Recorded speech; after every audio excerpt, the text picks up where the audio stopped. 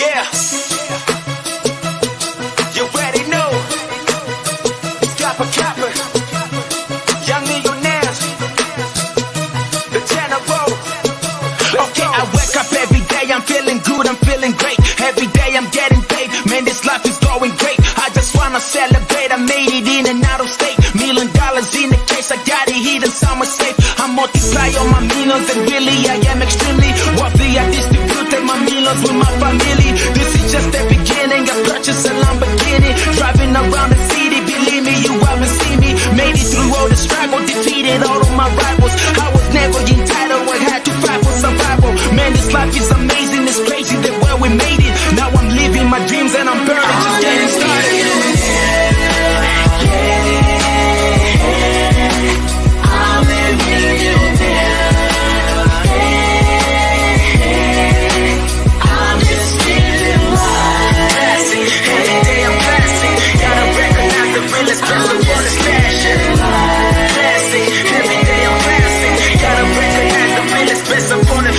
I made it through the struggle back when I was very worried. Now I'm chilling, get my condo, Lamborghinis and Bugatti. I know you in a hurry, but I promise don't be worried. When you see me in a club, I party, got enough to party. I'm a multi-millionaire, getting money everywhere. I ain't tripping on nobody, I just came to celebrate. Yeah, we got the party popping, got the general over here, throwing money in the air, cause we get it every day. I multiply all my millions, now me and my people winning. Moving city to city, I promise that you will see me driving a Lamborghini, but this is just the beginning. $1 million Bugatti, I'm stacking money in the ceiling. Multiply all my millions, now me and my people winning. Moving city to city, I promise that you will see me driving a Lamborghini, but this is just the beginning. $1 million Bugatti, I'm stacking money in the ceiling.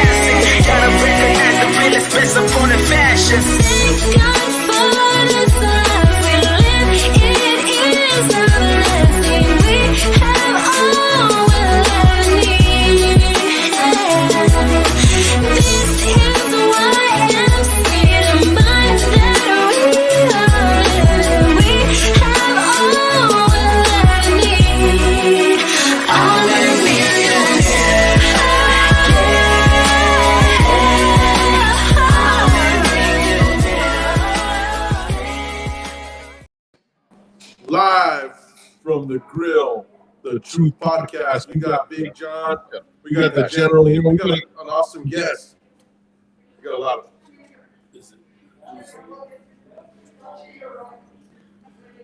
We have feedback.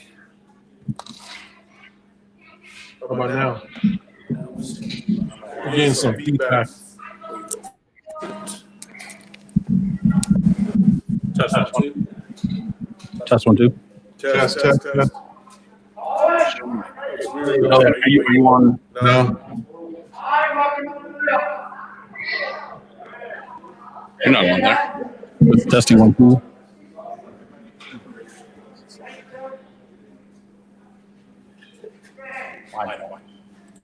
Now that it's fixed. Okay. Gotta push the right button. We got the button. I don't see the cameras at.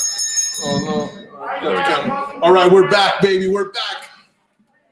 Like I was saying, we got a cool guest, Isabella Gibbs here, college student doing a project. She's had to choose the general and kind of learn about what Young Millionaires was about. That's pretty awesome.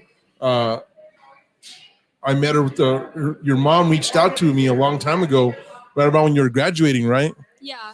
And she kind of wanted to, stuff was kind of weird with COVID, and she wanted to make something special. So the whole family came over and checked out the Lambos at the Den. How was that experience? What did you think about that? It was awesome. Once in a lifetime. Hey, did you, so it must have stuck in your head. So tell us, so one of the things I really liked is about talking about what we're talking about today is that you really took away from meeting me that day and kind of listening, and your whole thing was like, you know what? This guy really lives by, he does not care about people's opinions, and I just live my life. And it was crazy because I told you that I'm going to give you part of the 10 rules of success. And I want you to kind of look at that, and you'll see that, find it on there. And yet one of my famous ones is, you know what, people's opinions can be cash at the bank, right? Yeah. What number is that? 5. Number 5. So right there, I want you to read that out to us. People's opinions can be cashed in at the bank. So don't worry about anybody around you. Measure yourself. Invest in your mind, body, and spirit. See that? That's exactly what I was telling you today, right, in the interview. And so tell us a little bit about yourself. Tell us something, the stuff that you face daily and stuff, but just tell us a little bit about yourself. Just a regular college student at home, doing everything online. I take care of my brother and my sister, help out my parents. And yeah, haven't really done much since COVID. So what do you think? Tell us, like, pre-COVID, what has been the big changes for you being at home? What is this, like, give us, has it been hard for you psychologically, or what are you facing out there? What has it been? What do you give us kind of a bird's eye view? So I've had to be a bigger sister and help my brother out with homework and pretty much just watch over the house. And it's just a big change from, education wise, and psychologically it's been kind of stressful just being like in a tight space for so long and not really getting out to meet people because, you really need to interact with other people, and we never realized that till COVID happened. I think unfortunately it makes you grow up faster. Yeah. I think school can be an escape for kids, and they can get away from home responsibilities and doing those things. And for 6.5 hours a day, you get to go and be with your peer groups and be with your friends and sort of create your own identity. But I think you being stuck in home, it doesn't allow you to flourish, and I feel so very, very, very bad for you guys that you had to go through it, because you missed out on graduation, right? Yeah. You missed out on prom, all those things that are very difficult. But because I have 3 sons, and I told my sons, this is the time now that, I equated it to like a racetrack. When they put the caution flag on, there's no passing, but you can catch up, or you could, but I even said, this is the time that you pass people, or this is the time that you for the people that don't want to adapt, this is an opportunity for you to catch up to them or to pass them. Yeah. So from that standpoint, I know it's been very tough on you, and I can't even imagine that it probably took a mental toll on you. It did. Yeah. Yeah. What do you think on ours, like, kind of talking and really kind of getting to know me a little bit better? Do you think it's taking a mental toll on me? No, not at all, actually. How do you think you got derived at? Like, what do you think it's? So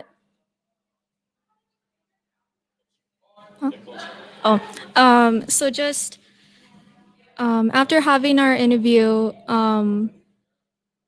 it made me realize that you're more of like a person with the more positive mindset, and you don't really like let anything really get to you because you just have, your mind is so strong. I like that. See, that's exactly what I've been talking about. And you asked me, talking about the truth, right? Mm-hmm. And, we got to share some stuff together, and we kind of talked about it. And one of the things that I really want to touch on, especially because you're here, and this was something that was really on your heart, is, guys, I've talked about this multiple times. Sometimes your family, your friends, just peers around you can actually set an expectation that they want to hold you to, but they'll never hold themselves to it. And then if you happen to trip on that puddle, everyone's like, well, let's focus on that person that tripped on the puddle, but these guys wouldn't even be able to get to the puddle. And I think one of the things you'll realize as you start to get older and you'll start to get through life, you're going to realize that those individuals, the ones that actually want to condemn or they have a big opinion about something, they're really not even meeting a standard. I think you're going to find that. And so one of the things I want to tell, like, all the young people listening out there, if you're in college, at the end of the day, don't be hard on yourself. The one thing that I like to preach is love yourself. Learn how to love yourself and love to be, real, not kind of look at yourself and say, you know what, it's okay to make a mistake, because what am I going to do different from that mistake, and how am I going to get better? And from that mistake, was it really catastrophic, right? Was it really a big old mountain, or was it really a molehill? Probably a mountain. Yeah, it felt like a mountain for you. Mm-hmm. But for me, looking at it from the outside in, I'd have been, it's a small hill. Mm-hmm. So this is the perspective that we're getting. So you're looking at the situation, it's a mountain, and I'm like, no, it's really a hill, so that your mind can't get stuck and say, well, I'm climbing Mount Everest, but you're really climbing a hill. Because what's happening is you're making a bigger obstacle for your life that really doesn't need to be there, Yeah. so that you can focus on other things. You know what I mean? Yeah. Give me a little bit of I guess I kind of want to know, you just graduated high school. Tell me the lay of the land. What's going on in high school now? Is it still, I'm not sure it's changed too much of when I was in high school, but what's going on in high school? Just give me kind of a view. How does the terrain look like? Give me a day to day. So high school, it's just kind of like, my attitude is just kind of like, whatever, like, let's just get up, go to school, and just try to learn and try not to fall asleep.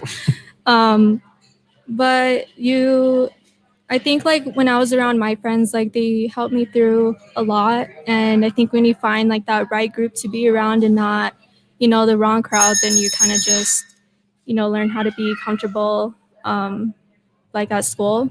But you just have to be careful with those other groups.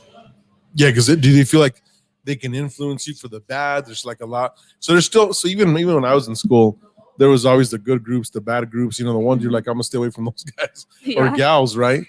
So do you think let me ask you this question, because we've never had someone ask this.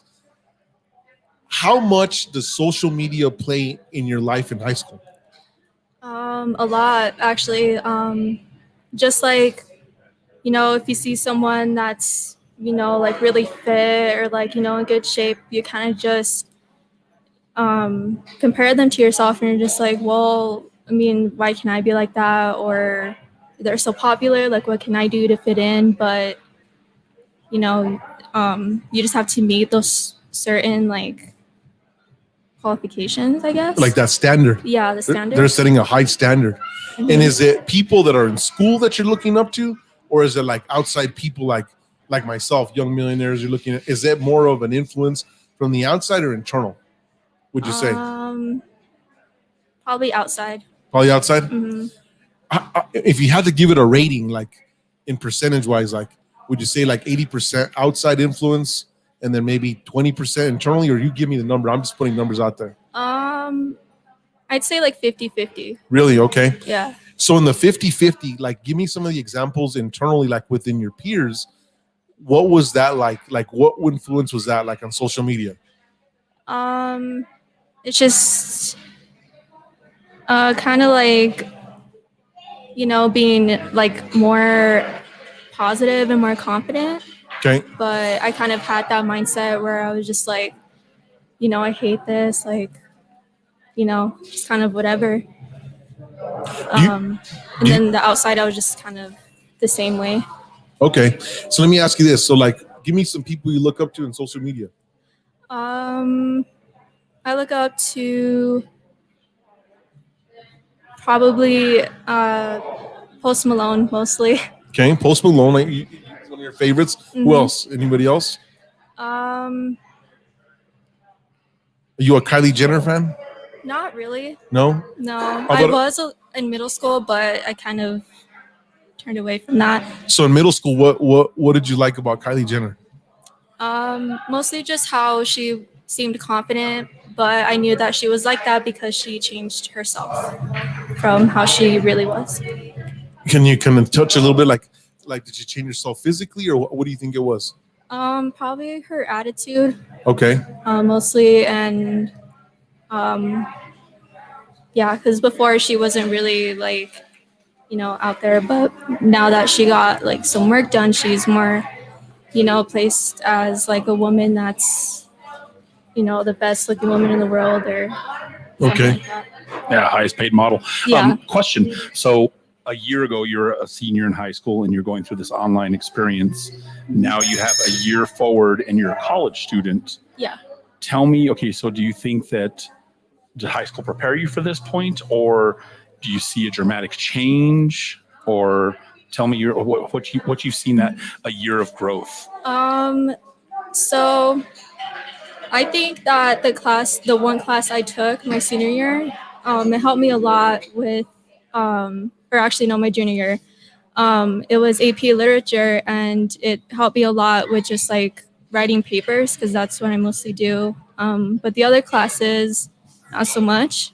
But they are a little tough on you now, like with college. And I did take AP classes, but maybe that's why I feel like it wasn't really like a, yeah. Like a benefit? Yeah. Well, no, she says it's so much of a dramatic change because she was on the track that she took AP classes. And that's what I always tell parents. I go, if there's one class that you take an AP class in is an AP English or AP Literature, Yeah. because I think if anything, if you can leave high school writing like a college student, then you can figure other things out. You can work, you start to build your prerequisites, but to me, you always have, I always call that the gold standard. Yeah. And even though my kids are great in mathematics and they're more pointed towards STEM, I always insisted upon them, making sure that they're in that gold standard type of class of being able to write like a college student. Yeah. You know what's so crazy about that, John, is like, I was in college when I was 16, right? And people don't realize this, but I had a literature class, and so I'm in the engineering track through Intel, and I'm like flying through this. And I remember they're like, you need to take these two classes, one literature. I'm like, well, I need to do that. I'm a mathematical wizard. In my mind, I'm like, I'm wasting my time, right? And I remember this guy, the guy was like, I don't care how good you are, you little prick, you're going to take this class. And so I took it, and I remember I learned so much, and I use it so much today, how I word things, how I structure things. I do a lot of technical writing. And John's so right, because in my mind, I want to be like, no, just focus on math, focus on science, the rest will come. But if you can't express yourself, it doesn't matter how smart you are, you got to be able to express yourself in words and in writing. And that's just so huge. So that's all. Let me ask you this question. What do you think were some of the highlights in high school for you? What was something you really liked, the big things you really loved? Honestly, I love the football games. They just, What high school? Yeah. Which one? Which high school? Visa Cleveland High School. Okay. Yeah. And just how like the teachers were, like there was some teachers that cared, and some that didn't really that much. But the ones that did, they made the class more fun and enjoyable and more like a place where you could be comfortable to ask questions and just be more prepared for college. So. Excellent. Good. Yeah. Are you going to go to the Cleveland Rio Rancho game Friday night? If my cousin invites me. Yeah, it's going to be a good one. Yeah. We'll be there. So, Tell me, are some of the things you didn't like in high school? I was mostly more about school. Like all I did was homework. I did try to do basketball my freshman year, but I quit. So I just focused on doing AP classes and trying to just getting all my credits and everything that I needed to get done. So you care more about academics. That's good. You're down the academic path. Yeah. Touching a little bit about what we're talking about social media, right? Mm-hmm. So tell me why do you like Post Malone? Tell me why you think he stands out to you. Well, his music like really helps me out through a lot of stuff, but just who he is as a person, like he just how he carries himself and his attitude is very like humble, and I think that's something that I like about him. So through his social media, you learn more than just his music. You get to learn about his personality. Yeah. And just like how his music is and like what inspired him to write that song and like the meaning behind it and the personal stuff he's been through. And just how it could help other people through the same situations. Did you happen to see the Billie Eilish documentary? I didn't, but That's my good. sister wants to watch it. Yeah, you guys have to watch. Because to me, because she's 17 years old, and I think it's really, have you seen the TV show Euphoria? On No. HBO with Zendaya. Well, anyway, to me, those are two examples of things that teenagers deal with that I don't think adults understand, Yeah. depression, whether it's substance abuse, social pressures of keeping up with the Jones, looking like other people or acting like other people, drugs or, sex, different things like that. And it's a great show. It's called Euphoria on HBO, and it's really amazing because the guy that wrote it, he went through a lot of those problems. And I think it was his Levine or something like that. But I there's so many things that a teenager goes through. And it's crazy because, he says, well, how did I deal with this? Yeah. It didn't faze me because adults have years, sometimes decades of wisdom and experience of being resilient and being able to get dusted or knocked down and get back up again. And you yourself sometimes teenagers have never gone through that. Yeah. So coping with that is a new experience. John, was kind of cool is like when we were interviewing, right? Is she was actually able to take me back into when I was 19 years old. And one of the questions she was asking is like, pretty much like, how do I do? And this is the crazy part. I've had such a positive outlook on life that I would have looked for the positive in COVID. I think like I saw so much loss as a kid that my whole thing is like, I'm always looking for the positive. Like I never want to remember, I don't know if you were early on. I don't think you were early on in the podcast. And Coach would say, share with us some of the bad shit, right? And I'd be like, I can't remember. I said, because I'm programmed not to hold on to it. So I couldn't be like, oh, I remember that failure. That I said, I don't even recognize failure. And that was something we were talking about today is like, I'm not really programmed for that failure. So yes, with the experience, I know how to actually deal with the situation, but I still had the same outlook. Does that make sense? I may have not had the tools to deal with it, but I was like, it's not a mount. I didn't lose my arm. I was always like, oh, there's a million people that have a million times worse than me. So I kind of always based things off of that, no matter what it was. I wanted to ask this question for you. Would you think in social media now, according to you, is there more pressure for you on like looking a certain way, or is there more pressure on like being a certain thing, like on the monetary, like a baller, I like to call it? Which one do you think holds more pressure? Probably a baller. Baller? Yeah. Okay. So you see out there like people are really wanting to be a baller, because in my time, look, my generation are the ones who took, I call it the Schwarzenegger level to the next level. Like we pumped out a bunch of bodybuilding champions. It's like my generation. It's between mine and yours, John. Like that's really the era of bodybuilding. And I think at that time, Muscle Media, all the magazines was huge.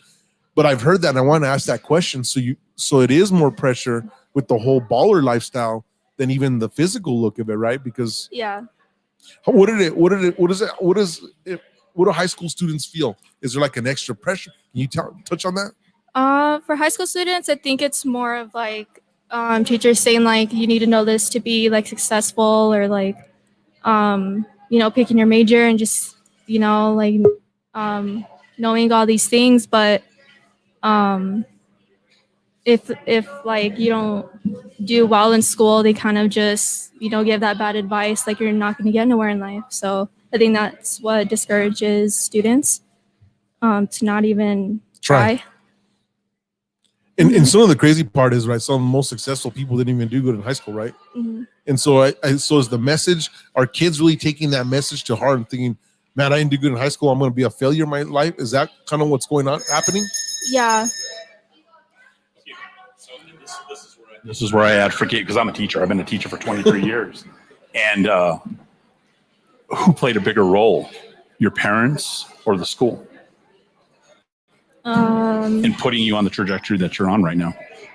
Probably my parents. Yeah. So, and did you see that? Did you see that meme that I sent you to the group? Yeah. And let me pull it up real quick. I want to show you it because to me it hits on just exactly that. Because I think too many times people put the responsibility on schools to be the parent, to inspire kids, to give them all these paths that they should go on, when really it's parents that because I mean I here I have the meme, so let me get it.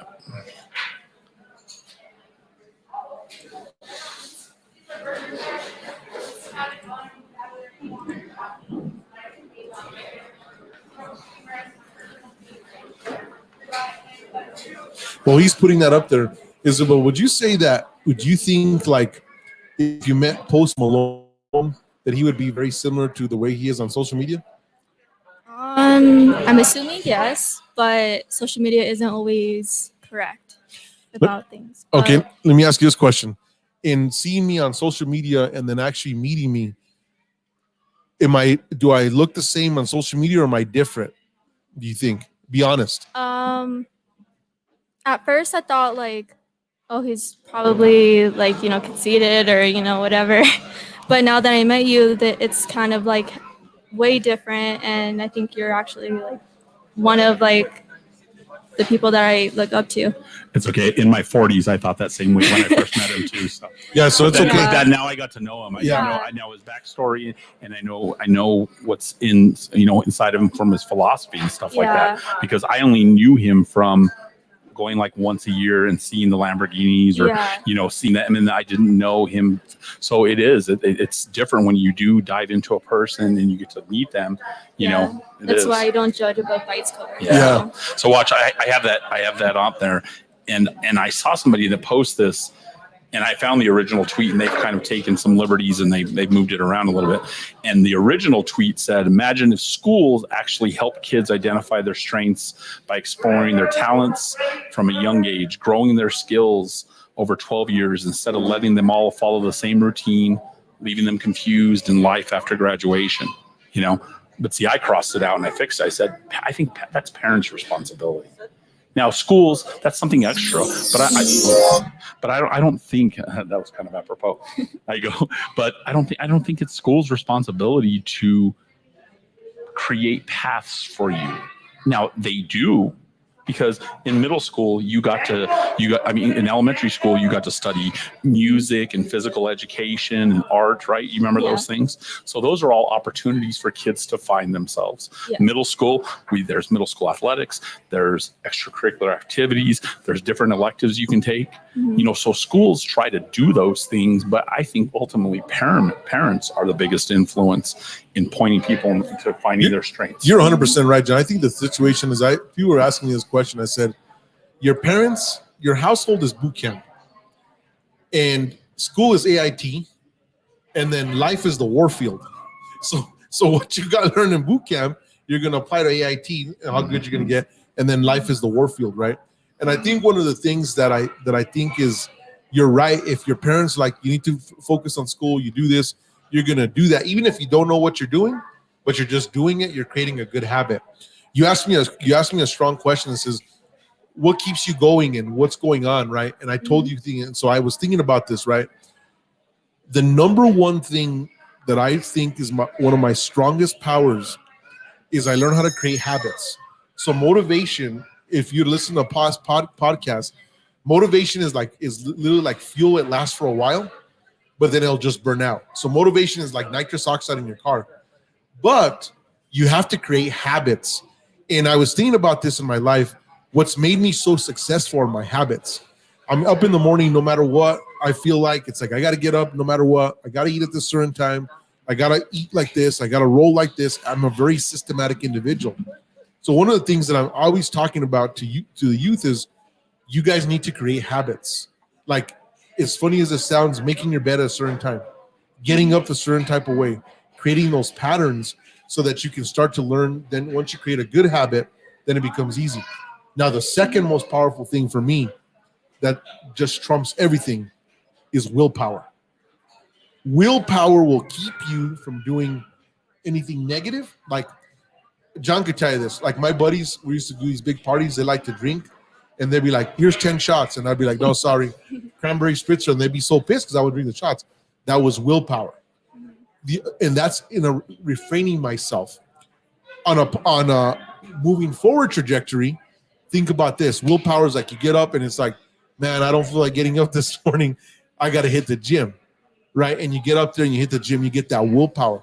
Willpower to me is like what we talk about in science is velocity, right? When it's going forward, we measure it as speed. But when we're going in reverse, it's not considered speed, right? That's exactly what I think about willpower. Willpower is like, how much willpower do I have to continue moving forward when I absolutely don't want to do it? And how much willpower do I have when something that's not really good for me, how can I restrain myself? And no matter what people think or what is, I'm not going to do it. Right? When I was a bodybuilder, it was plenty of times the holidays. And they'd be like, you're not going to have grandma's cake. She spent all 3 weeks preparing this cake. And I'd be like, no, I'm getting ready. I'm going to compete in the summer. And so that willpower was like, I knew what my goal was and I knew what my habits were.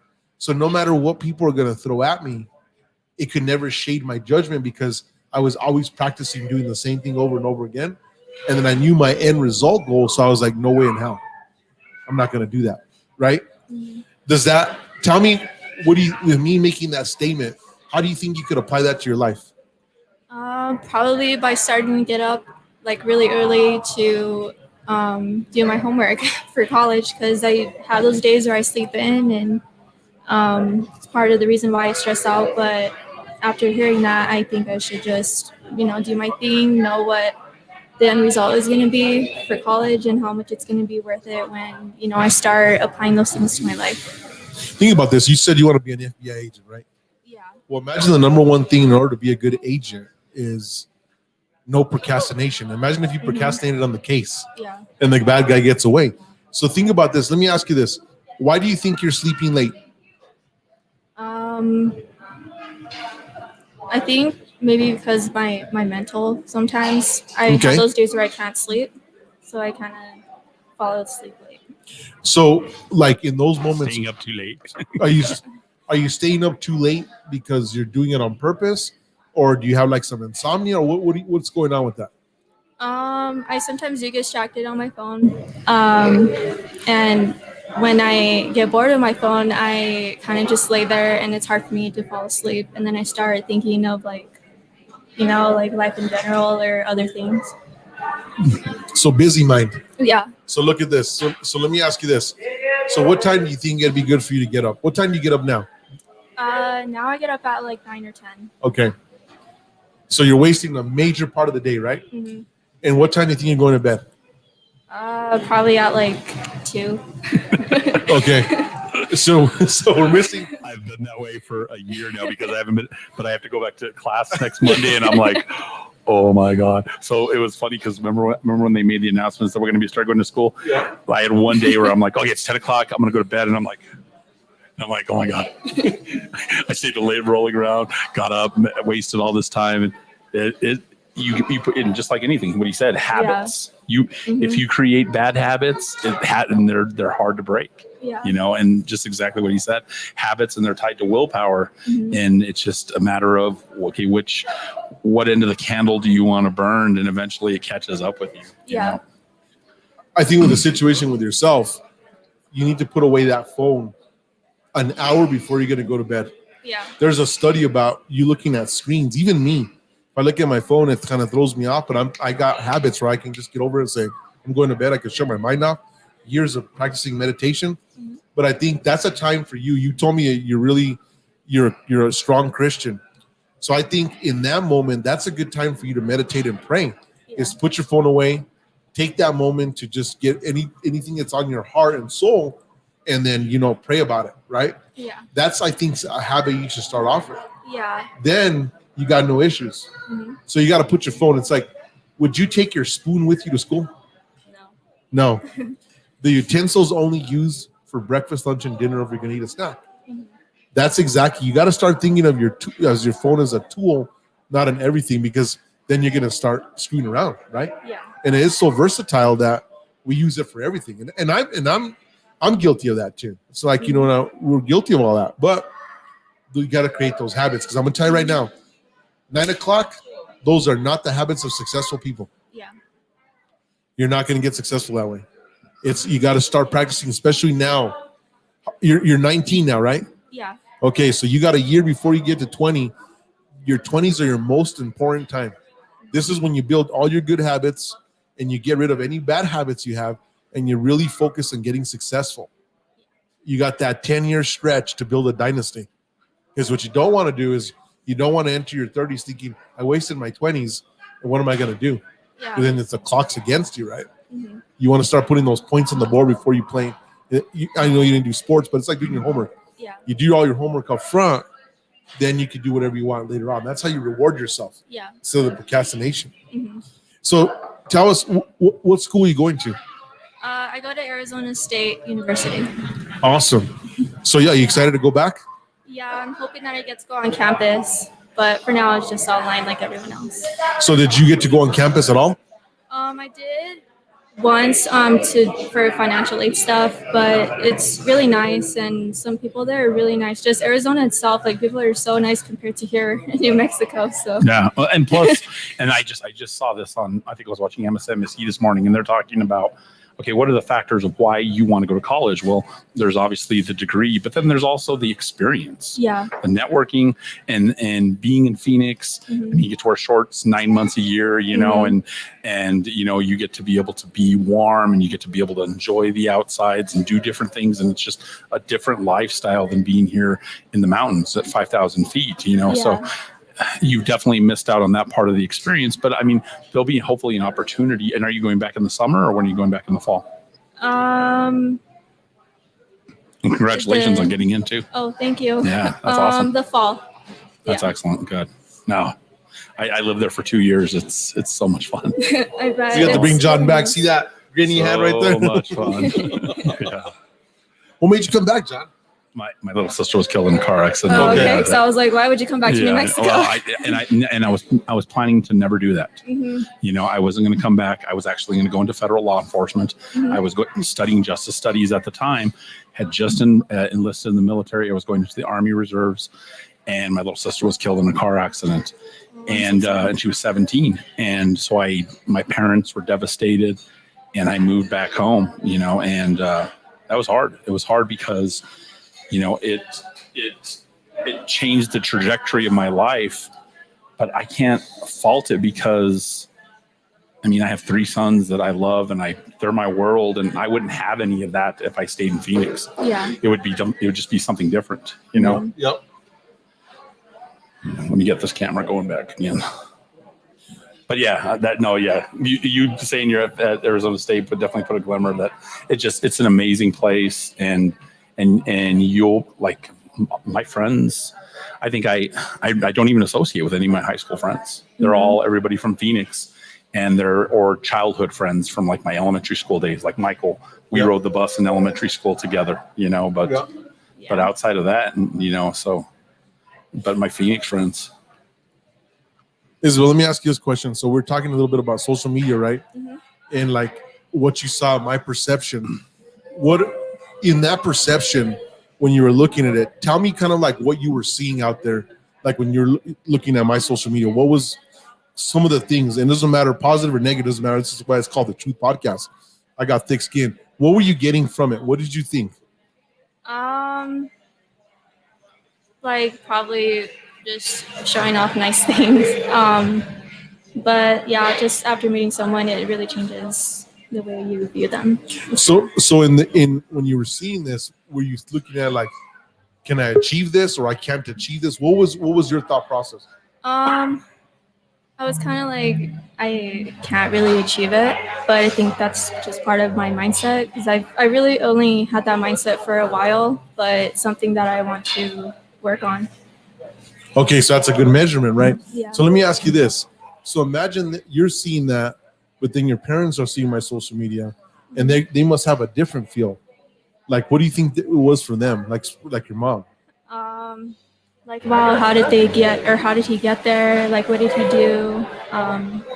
Yeah, probably. So she was like inquiring minds. Yeah. And then I remember when she said that she reached out to me, she didn't think I'd reach back out. Yeah, I think she said that. Yeah. And I laughed and I did reached out and I said, you know what? Because I'm about, I like working with the youth a lot. Mhm. But that's cool. I think one of the things is, I think from my perspective, what I've always done, and I do this a lot, is I think with my personality is I like to have that Batman approach and do that as a kind of a shield. And then if I want to open myself to somebody, then it allows me to let people in. I don't just allow Yeah. anybody in. You know what I mean? Yeah. But that's cool. Yeah. I like to hear that. Yeah. Yeah, now I'm just like, he's a really great guy and you actually give me really good advice. So something I'm always gonna remember is, like our conversation. And even though this was a project, it's something that just It like touched you personally. Yeah. Mhm. You're gonna have a big takeaway. Yeah. And I gave her homework. I said, you gotta go to the podcast and Yep. start taking some notes. I said, it's right there. What do you think? Let me ask you this. Why do you think your mindset is like, I can't achieve that? What do you think that is? Probably my fear of failure. Okay. I like that. Yeah. So remember I was telling you, I said the biggest playground for the devil is fear. Yeah. And so that whole thing of failing, like if you do fail, who gives a shit, right? Mhm. I used to have a math teacher who used to tell me, if you always shoot for an A+ and you miss, you might hit an A-, but say you hit really low, you hit a B+, you're still in the successful range. Mhm. So that's one thing I remember from a general. He told me once, he says, we never enter a war only envisioning a victory. So anything you do in life is always that victory. Yeah. And it's whatever the mind thinks, the body will follow. Let me ask you this. I know you said you really like you're into Christianity. What are some of your favorite Bible stories? I'd say probably Moses. Moses. Sorry, Moses. So what is the story of Moses? What did that give you? Like why did you like that so much? Because when he parted the sea, or God really helped him part the sea, but it's just kind of like to really, in a way, to kind of like not be afraid, and like I think it was a time when everyone was kind of freaking out. Yeah. So it's just kind of like to remain calm through the storm. So the Egyptian army is coming in, the Pharaoh's coming with his full army. Moses is there. The people are like, what are we going to do? He puts his staff down, opens the Red Sea, and people are passing through there. So I think for you, the symbolism behind that is like, you got to stay cool no matter what that storm, what's coming on behind you, Yeah. because you still got forward to look. You got up in front of you what you got to look forward to. Yeah. And we all know how that story goes. He was able to get the Israelites out, and the Pharaoh and his army drowned in the ocean, right? Yeah. I think one of the things is, if you look at that, and from a faith base for you, is faith, right? Moses didn't go into that sea and like, I'm afraid the sea's gonna smash us, or I'm afraid that the Pharaoh's not gonna he's gonna get us back.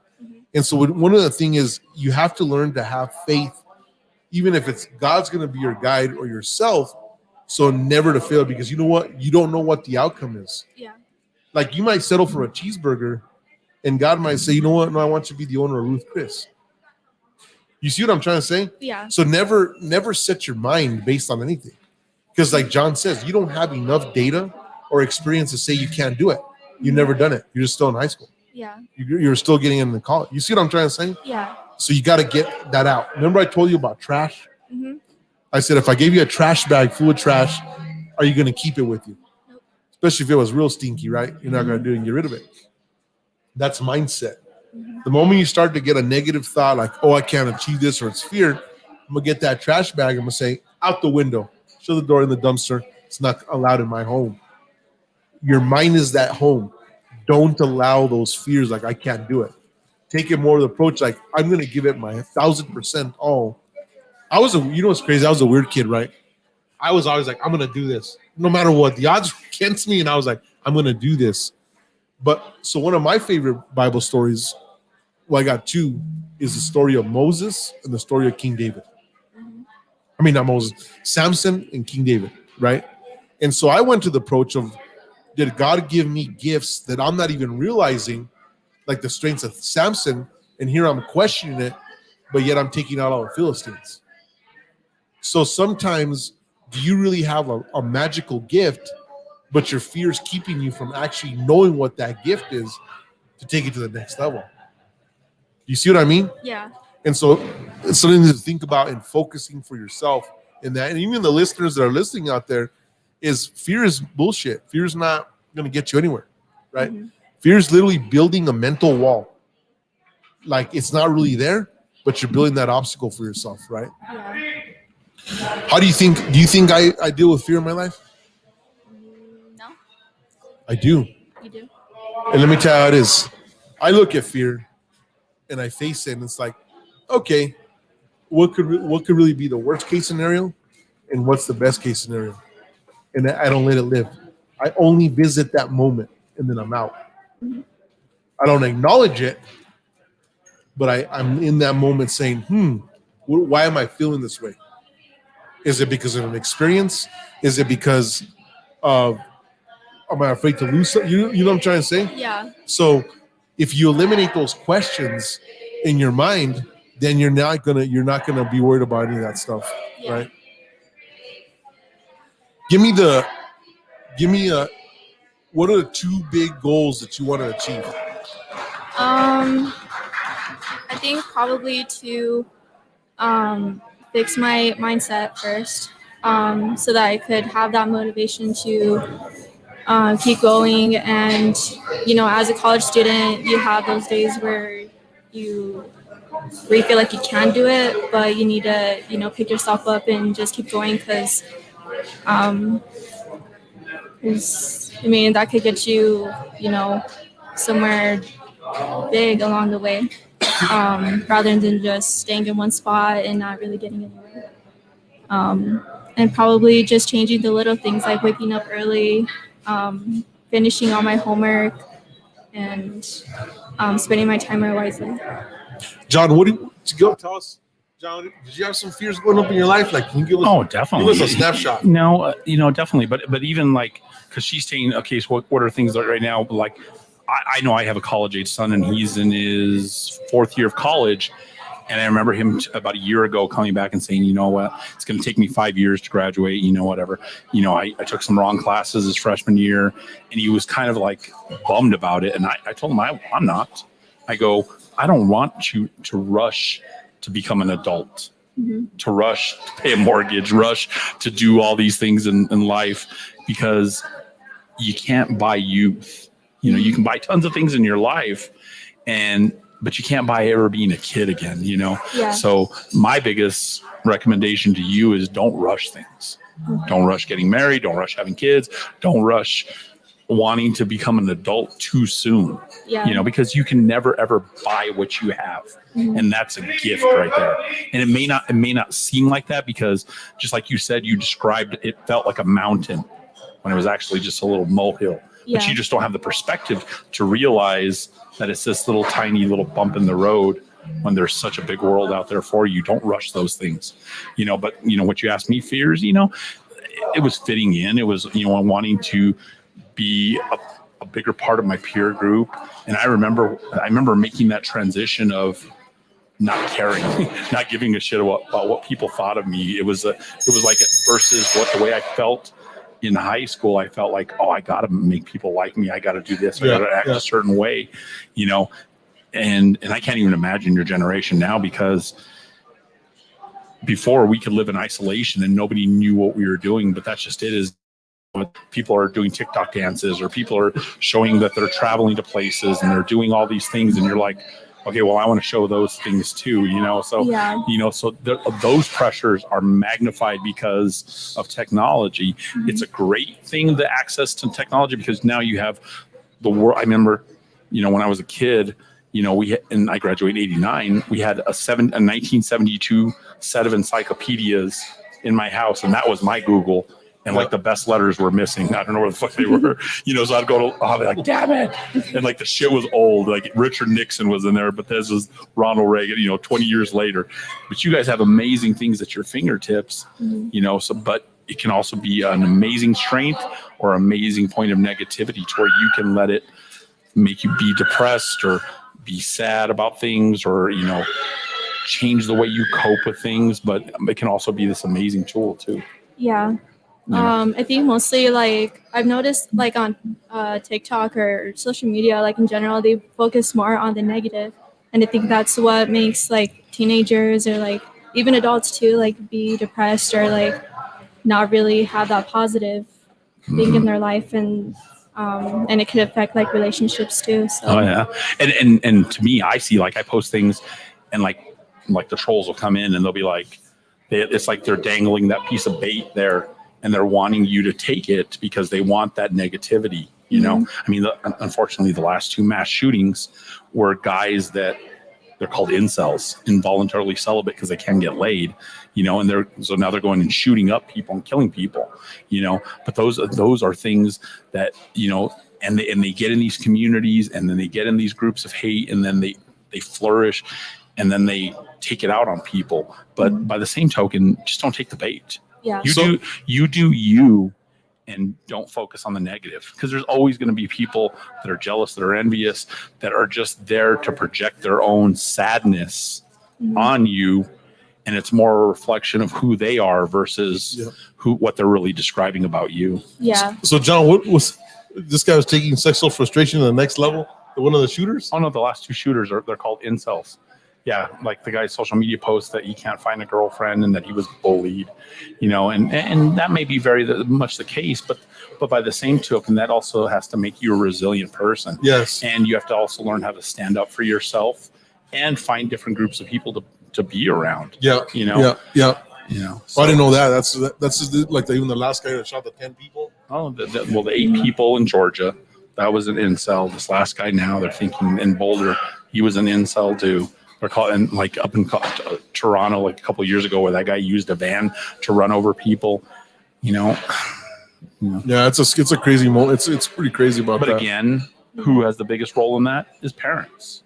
And if you just fucking let your kids sit in the basement and they don't have any direction, then of course they're gonna gravitate to people with that type of mentality, and then they grow in numbers, and then they buy a gun, and then they go out and shoot people. You know, so yeah, I was actually in a situation at Cleveland High School. I was just talking about it with Jack. Took the gun and he got let back into school, huh? I know something sketch happened with that. I actually was in the bathroom with a couple of my friends, and we heard something like down the hall, but we didn't. Let a shot off. Huh? Yeah, a shot went off, but we didn't know that it was that. Like we thought it was a book or something, because you know the books are heavy, so we thought it was just a heavy book. And the next thing you know, everyone's yelling, teachers are yelling to get outside. So we went outside and figured out that there was a kid with a gun.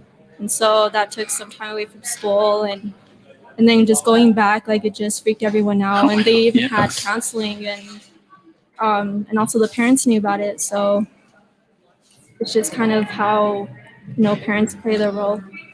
And to me, those fucking parents, there should be how many ever 2,200, 2,400.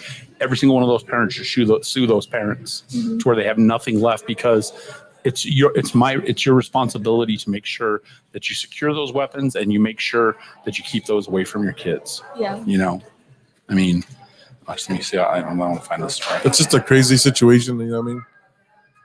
I think the thing is, if you have a nutsoid, but I guess you got it right. I guess you have that. It's a lot. You know what I mean? That whole department is just a lot.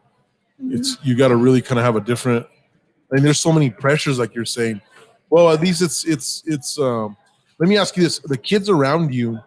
And I found the story. He had planned to shoot his ex-girlfriend. Did you know the girl that he was talking about? I don't. Oh yeah, so I just found the story. Yeah, that's crazy. I did not know that. Yeah, that is scary. Yeah, I just knew the parents knew about it, and I mean, they didn't really do anything about it till that happened, and they were like, "Oh, okay." So he was kidding. Oh no, he let off a shot in school. He brought a handgun into school. Yeah, that's insane. So I was asking, like, the kids around you, did you think they had a lot? Do you think it's more intense for girls or guys with the social media pressure, or is it about the same? Would you say? I would say about the same, because I would hear conversations too, like as a high school student, like guys talking about how this guy looks so fit, or if they saw this particular person and how they look now compared to back then. So it's just more kind of body image. Okay. But I think it could go same for girls too. Mm-hmm. Don't buy into the social media hype. Mm-hmm. Yeah. Be yourself. Yeah. I mean, I think it just has to be about you put yourself out there, and you just can't focus on the negativity. You know what I'm saying? And to me, and at the end of the day, you're always going to be the hardest person on yourself. And it shouldn't be that way. and I'll get your information because I'll text you a great commercial. Dove, and it's been about 7 or 8 years. Dove did this commercial. It's called True Beauty, and they had these women come into like this warehouse, and the women walked up to this chair. There was a curtain on one side, and on the other side, they didn't know what was going on. The guy sat there and he asked them, "Can you describe yourself?" And the women sat there and they said, "Well, I have kind of like dark circles under my eyes, and my mom always said I have this big chin or whatever." And they sit there and they describe themselves, and the FBI sketch artist draws them based on their description. Yeah. So, but before they had gone in there, they met this person that they had never met before, and they got to sit there and they had to talk with them for 30 minutes. Then after they were done drawing their picture, the person that just met that in person came in and did the same process, but they described that person and they said, "Well, this is what they look like.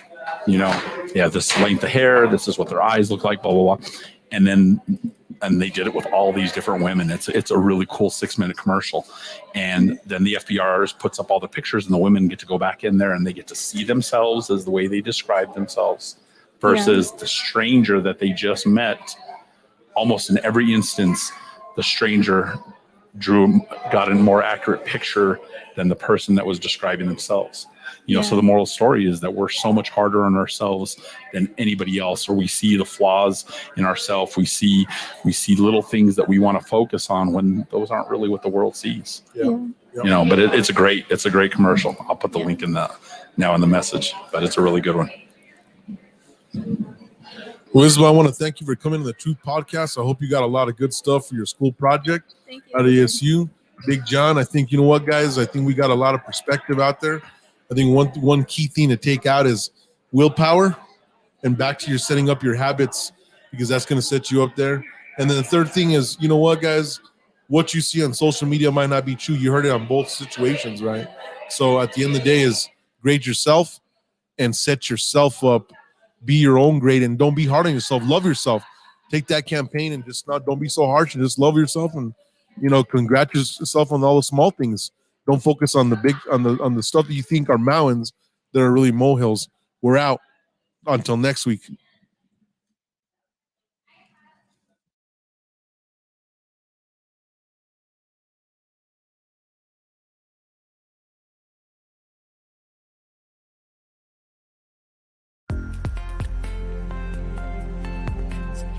Harmonix Technologies, your New Mexico business IT solution.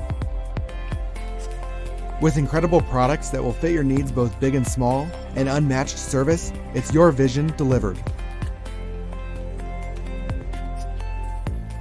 Learn how we can help your business roar into action today. Harmonix Technologies, your New Mexico business IT solution.